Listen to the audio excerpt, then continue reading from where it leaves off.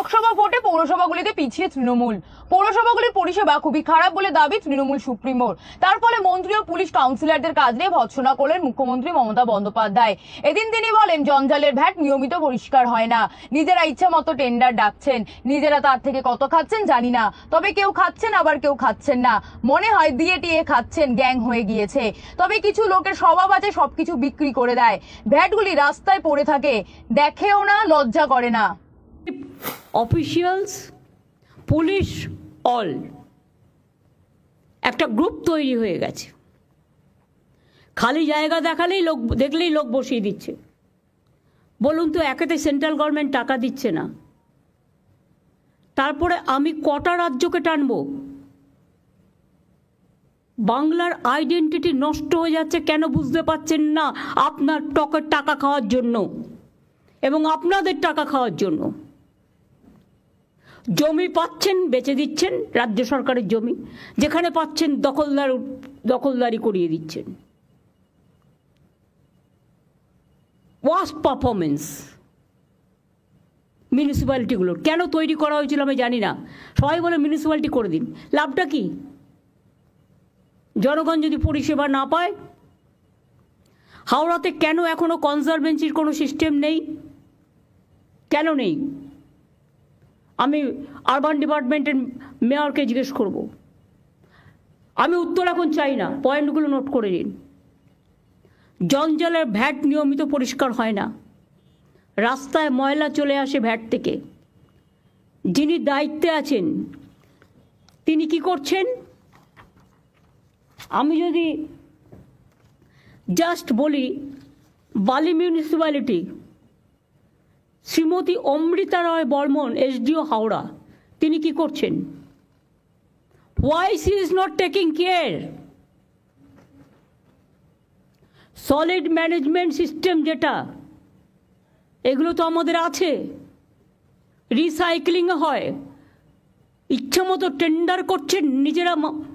তার থেকে কতটা খাচ্ছেন আমি জানি না, কেউ খাচ্ছেন কেউ খাচ্ছেন না, নিশ্চয়ই দিয়ে টিয়ে খাচ্ছেন।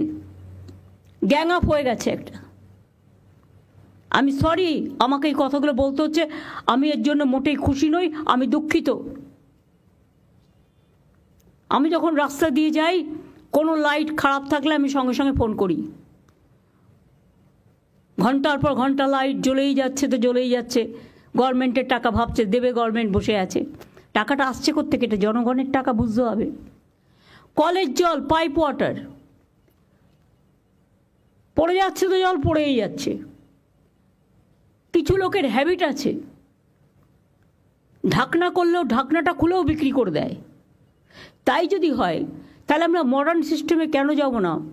যে যখন আমার বালতি পড়বে বা হাত তুলে আমি জল পাতবো, তখন সেটা চালু হবে, তারপরে সেটা অটোমেটিক্যালি স্টপ হয়ে যাবে। এমন কোনো সিস্টেম আমরা আজ পর্যন্ত বের করতে পারিনি কেন?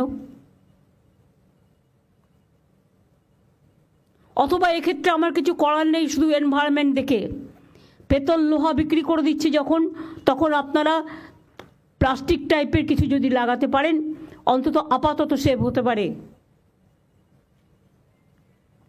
যদিও জলটা সাইক্লিং হয়, সলিড ওয়েস্ট ম্যানেজমেন্ট সব জায়গায় আছে, কিন্তু আপনারা কি করছেন? এনক্রোচমেন্ট করছেন। ভ্যাটগুলো বাইরে থেকে নোংরা পড়ে থাকে, একবার দেখেন না, লজ্জাও লাগে না? রাস্তাগুলো আমরা সারালে তবে সারাবেন, তো আপনাদের টাকাগুলো যাচ্ছে কোথায়? হাওড়াতে এখনো পর্যন্ত কনজারভেশন কোনো সিস্টেম নেই, অথচ আমরা টাকা দিয়েছি। পদ্মপুকুর ওয়াটার প্ল্যান্ট হয় 1984 সালে। 40 বছর ধরে পাইপলাইনগুলো আছে, বহু জায়গায় লিক, ফলে বারবার পাইপলাইন সারাতে হচ্ছে, বহু জায়গায় নোংরা জল মিশে যাচ্ছে। Please understand that. যারা টাকার দিকে বেশি উৎসাহী তাদের মনে রাখতে হবে, নিজের জীবনের থেকে দামি কিছু নয়, মানুষের জীবনের থেকে দামি কিছু নয়। এটা লজ্জা যে আপনি আপনার দায়িত্ব পালন করছেন না। মিউটেশন অনলাইন করা হয়েছে, কিন্তু কাজ সময় মতো হচ্ছে না। কাজের জন্য নিয়মিত ট্যাক্সের বিল যখন তখন ট্যাক্স বাড়িয়ে দিচ্ছে মিউনিসিপ্যালিটিগুলো, আমাদের জিজ্ঞেসও করছে না। আর যখন তখন ক্যাজুয়াল লোক নিয়ে নিচ্ছে না জিজ্ঞেস করে, বারবার বলা হচ্ছে ফাইন্যান্সিয়াল অর্ডার ছাড়া করবে না। অথচ অনলাইনটাকে অ্যাভয়েড করে কিভাবে দিয়ে দেওয়া হচ্ছে পারমিশন, যার আছে সে পেয়ে যাচ্ছে, যে দিতে পারছে, আর নেই সে পাচ্ছে না, তাকে হ্যারাস হতে হচ্ছে। টাকার বিনিময়ে পুরসভার বহু জমি বেদখল হয়ে যাচ্ছে, সরকারি সম্পত্তি নষ্ট হয়ে যাচ্ছে। আমি হাওড়া পুলিশকে বলবো একটা তদন্ত করার জন্য, এবং চিফ সেক্রেটারিকে আমি অর্ডার দিচ্ছি, সেখানে যদি রাম শাম যদু মধু যেই হোক, ইভেন আমিও যদি হই, আমাকেও ছাড়বেন না। আমি জানতে চাই না কে দখল করেছে, কিভাবে করেছে, পেছনে কারা গ্যাং আপ করেছে এবং কিভাবে এগুলো হয়েছে, আমি এসব জানতে চাই। সরকারি সম্পত্তি কারো ব্যক্তিগত সম্পত্তি নয়। লোভ বেড়ে যাচ্ছে, লোভটাকে কমাতে হবে। বাইরের লোকেরা এসে এখানে সব জমি জায়গা দখল করে নিচ্ছে, কারণ টাকার বিনিময়।